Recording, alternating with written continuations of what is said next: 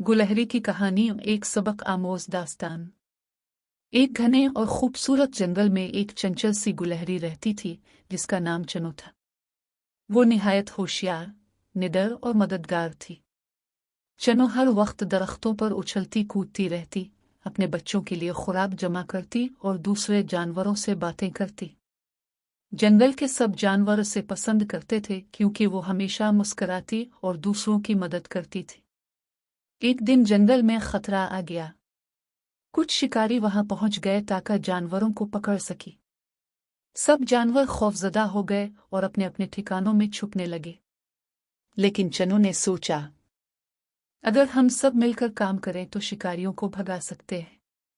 चनो ने फौरन सब जानवरों को इकट्ठा किया। इसने एक मंसूबा बनाया। हिरन शिकारियों का ध्यान हटाएंगे, बंदर दरख्तों से पत्थर और फल फेंकेंगे, परिंदे उनके सरों के ऊपर शोर मचाएंगे और चनो अपने तेज दांतों से उनके जाल काट देगी।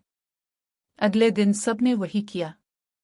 बंदर शोर मचाने लगे, परिंदे उड़ने लगे, हिरन दौड़ने लगे और चनो ने जाल काट दिए।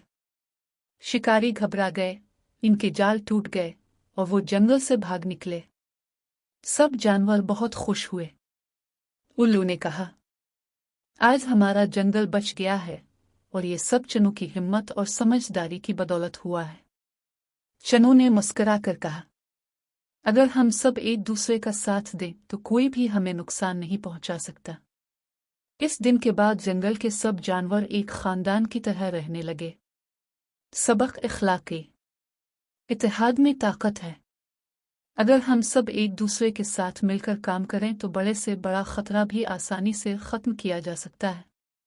छोटा हो या बड़ा, हर किसी की अहमियत होती है। हिम्मत, समझदारी और दोस्ती सबसे बड़ी ताकत है।